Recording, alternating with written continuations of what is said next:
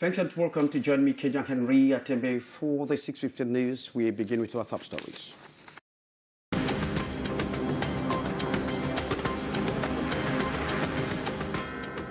Suspected human bone trafficker arrested in Bamenda. The suspect was arrested for scooping out human bones from a grave at the Roman Catholic Cemetery in Bamenda 3.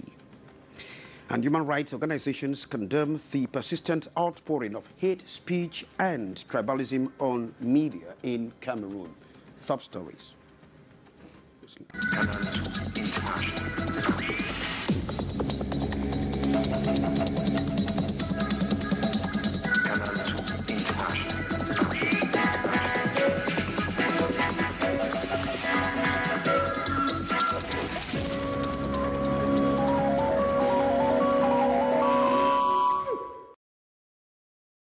Kejang Henry at Before the News. You can hook up with us on our social media platforms, on YouTube and of course on our Facebook page. Recently arrested in connection with the trafficking of human bones in Bamenda 3, the victim was, or the suspect rather, came out for a reconstruction of his act. It took place at the Catholic Cemetery in Baile, in Bamenda 3 subdivision in the northwest region of Cameroon. Sherifa Saleh reports there with calls from our chief correspondent in the northwest, Annie Collins. Few days after his arrest for scooping out human bones from a grave at the Roman Catholic Church Bayele Parish Cemetery in Bamenda 3 subdivision, 35-year-old Peter has over the weekend been helping the police to dig more into a strange act. He came here on the night of 15, breaking 16. According to the investigation so far, that he came alone and with the materials you have here, he dug this particular grave in view of getting human bones, which he succeeded to get, like what we are seeing here evidently. So he attempted now to go and sell to somebody at Old Town without knowing that the said person was the police informant. Peter says he fled the current security crisis from his native Boyo division barely a month ago and has been pushed by hardship. I just come in for come around na boys before I can interfere, so I'm not even 1 month for the town. You get anything to do around that people there? You don't ever work for mortuary or work for graveyards? No, not work for mortuary, not working for graveyard. I will just try for give advice for them, say, may they not try, may they not enter the kind of shop where they now so. Because as I did now, so my head is hot. As I did for police, their hands them. Even before digging out the bones, he went looking for a buyer at the Old Town neighborhood, but unfortunately fell into the hands of police informants. Owners of graves and graveyards, especially conventional institutions, have been called upon to secure them as these took place between 11 p.m. and 4 a.m.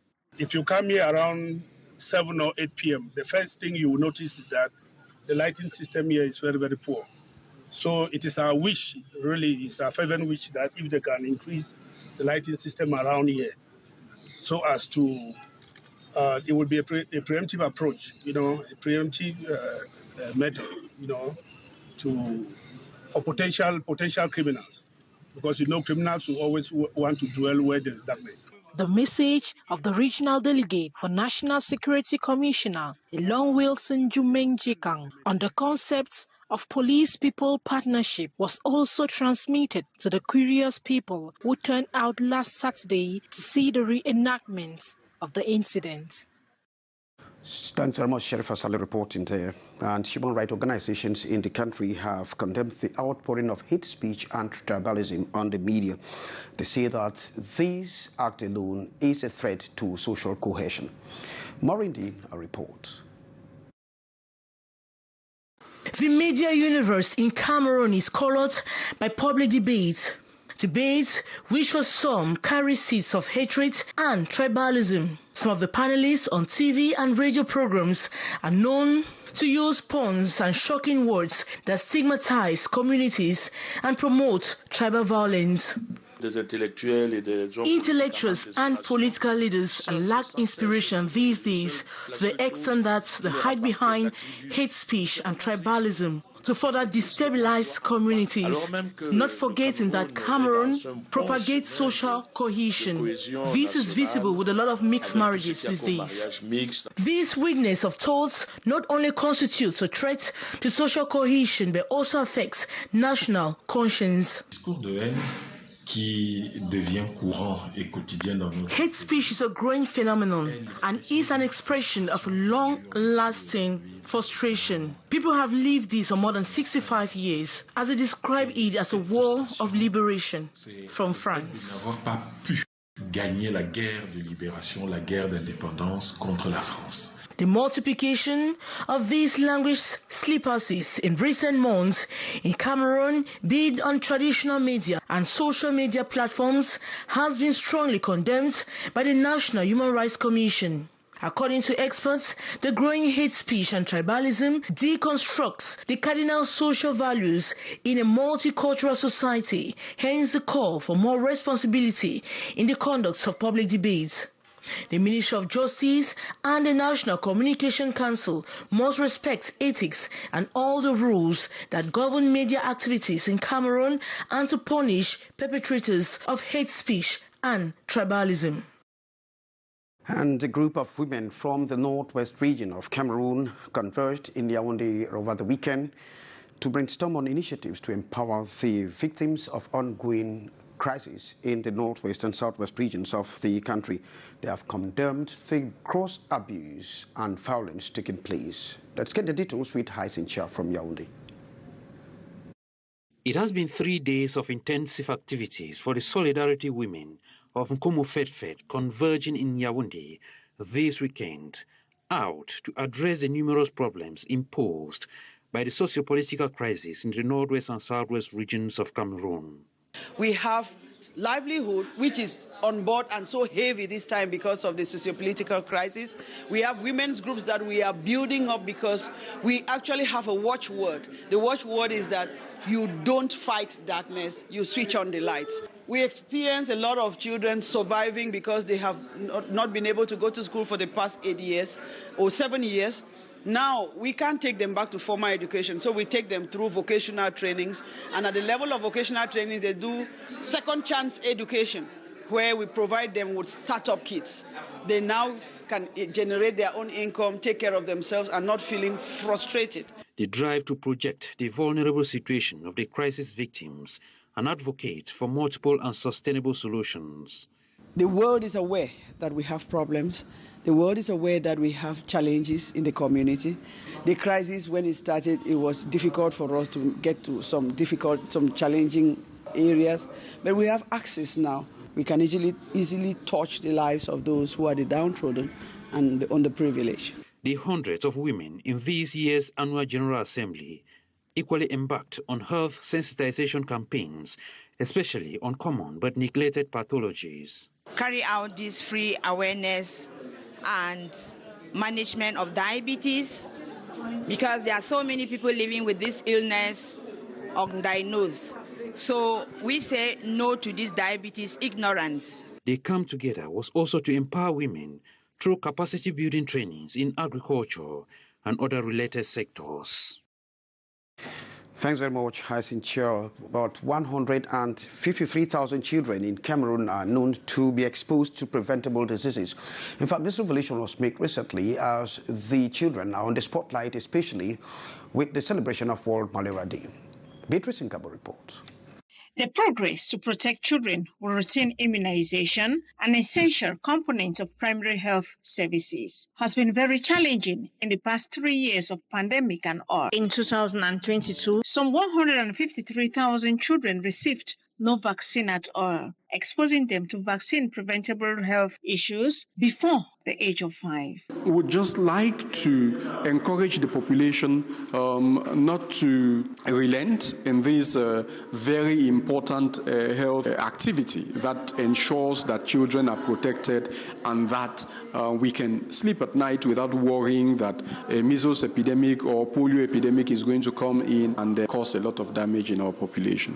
Identifying, reaching out to this group of zero-dose children, the mission of experts, partners, and civil society actors, with strategies adapted to every community, especially faraway communities, without health facilities. Each of the communities have a specification, and we need to respect the specifications in terms of strategies to reach these zero-dose children and ensure that we protect them against this vaccine-preventable disease. The World Immunization Week has kicked off this April 24th occasion to highlight the vital role that vaccination play in maintaining public health and preventing epidemics. The theme this year, the big catch-up, is on lost progress in essential immunization. We need to accelerate rapid progress in countries to get back on track to ensure protection of more people, children like adults, allowing them to live happier and healthier lives.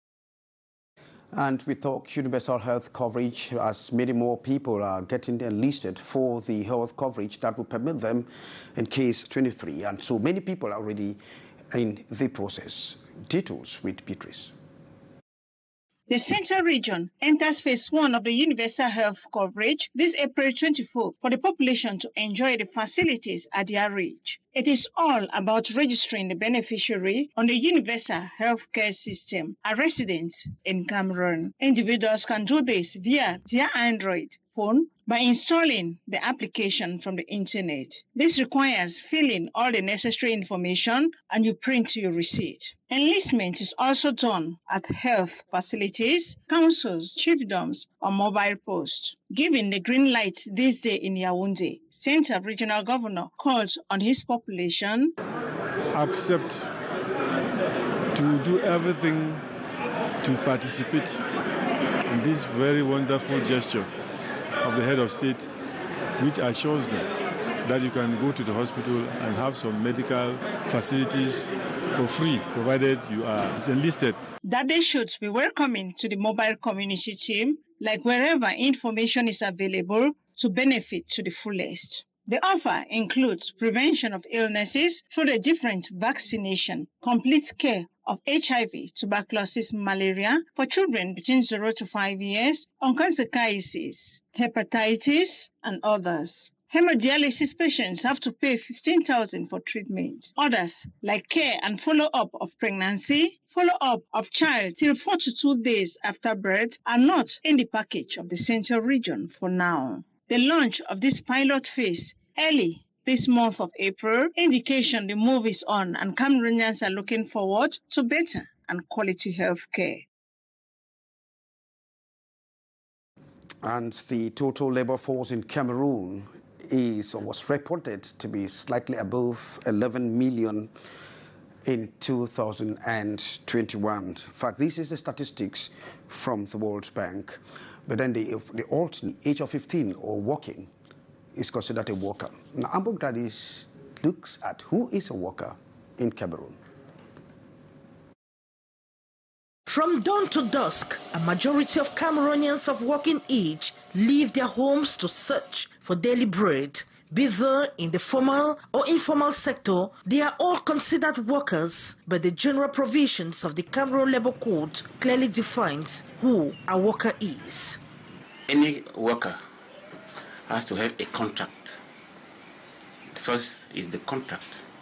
And the first time, they have to be to get an insurance for CNPS.